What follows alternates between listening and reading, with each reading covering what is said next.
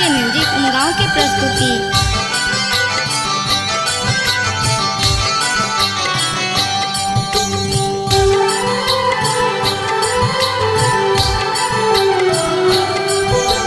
चोर चन के चंदा छै सुहान के बही, चोर चन के चंदा छै सुहान हो।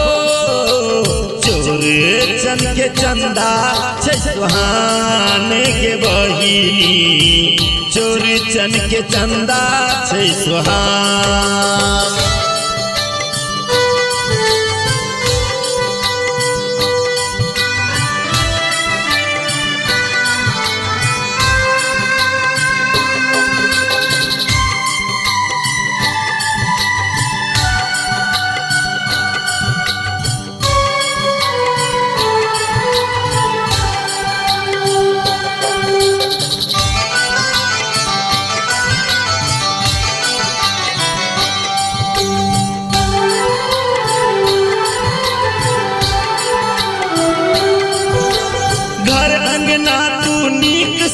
है पूजा के करे ओरियान गे, पूजा के करे ओरियान गे।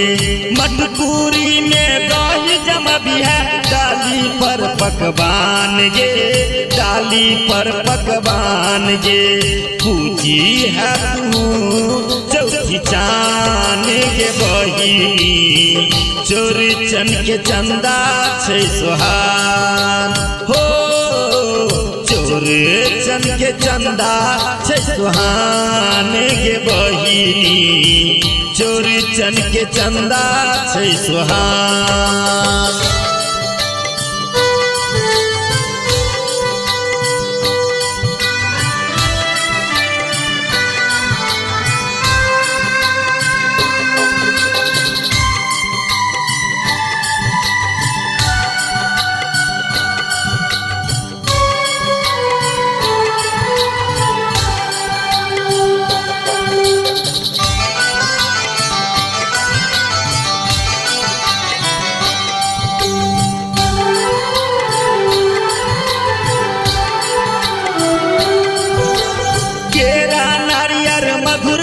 भी है संग सुपारी पान गे, संग सुपारी पान गे।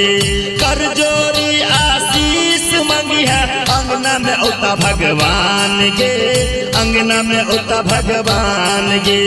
पूजन के करी है सब विधान के बही, चोर चन के चंदा छै सुहान हो। चोर चन के चंदा छै सुहान के बही, चोर चन के चंदा छै सुहान।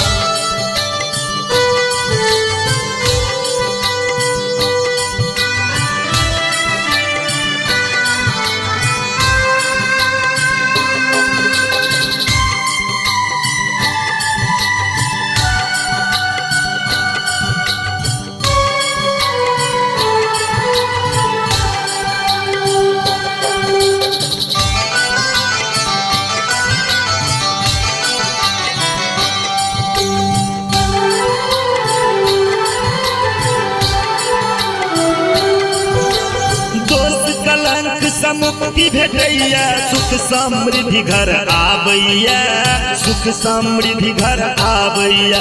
स्कंद पुराण में महिमा वर्णित, सगरो जग ई जानैया, सगरो जग ई जानैया। चंद्र देव दै छथि वरदान के बहिनी, चोर चन के चंदा छै सुहान हो।